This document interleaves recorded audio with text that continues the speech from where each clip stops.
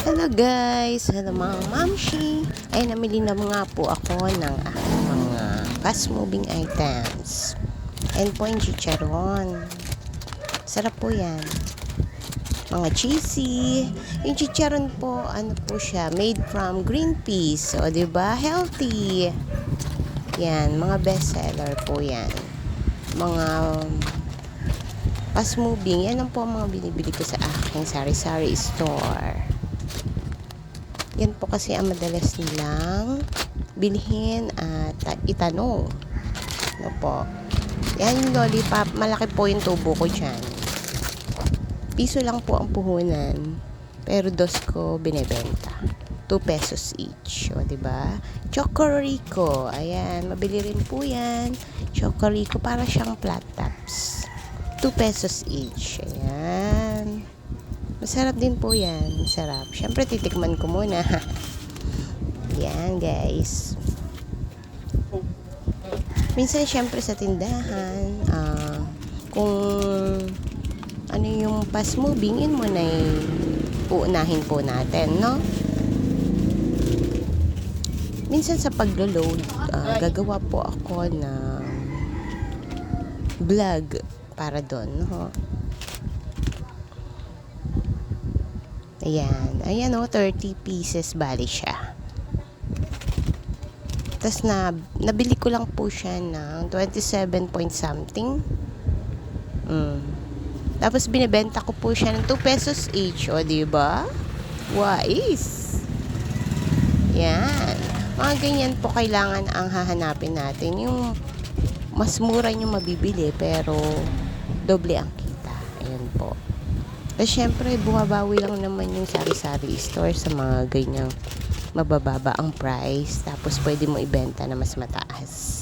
Kasi po, actually, talagang ang tubo lang sa mga ganyan is 0.50 cents. Ganun lang po per piece. Ganun po. Minsan 0.25. Syempre, pag mga candies, pag isang balot po, minsan kadalasan po ang tubo lang is 5 to 10 pesos. Yun nga po, kapag mas mura mo siya nabili, mas malaki ang tubo. O, diba po?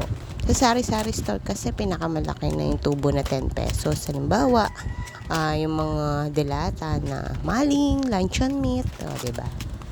Mga ganun lang tayo bumbawi. Pero yung maliliit, nasa 2 to 2 pesos to 3 pesos lang ang tubo. No po? Kaya dapat lang talaga maging matyaga sa ating sari-sari store dahil ito po ay nakakatulong sa ating daily income, sa ating pang-araw-araw na pangangailangan. Sa mga essentials, yung makagamit tayo sa bahay, hindi man po natin mabayaran lahat para sa tindahan, pero napapalitan po natin kapag meron po tayong other source of income. And meron pa po akong mga tokong na binibenta. Ayan. Ayan po. Habang nag-aayos ng mga chichirya, syempre papagandahin mo yung tindahan mo para makita ng customer na ay marami siyang paninda, 'di ba?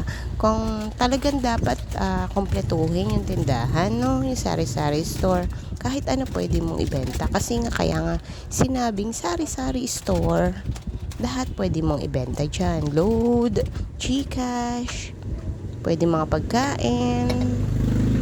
Ayan, maganda na ang display. Ayan. Kapag talaga maraming paninda, maganda ang tindahan. Magandang tingnan, no? Ayan. Kaya sinisikap natin na mapalago ang ating sari-sari store para na rin sa buong pamilya. Mawalan man ng trabaho, at least meron pa rin tayong mapagkukuhanan, no? Marami mang utang, pero may papapagkukuhanan pa rin tayo, which is itong ating sari-sari store. Ganyan po talaga, kahit ano pong negosyo, minsan matuming, minsan naman mabenta.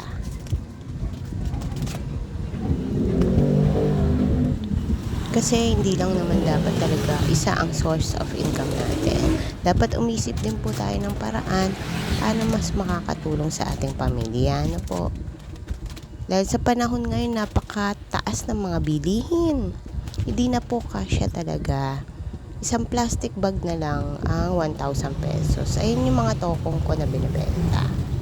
Ang babae, malambot po siya. Malambot ang tela. Maganda at hindi masyadong mapapawisan yung mga legs nyo. Mga mamshi. Ayan. Display pa rin. At sa sa ating buhay, syempre kailangan center natin ang Panginoon. No po, sa lahat. Pray lang para sa ating negosyo, para tayo ay lumago, at syempre sa ating sa araw-araw nating pamumuhay. Ayan po. Oreo. Masarap po yung Oreo natin.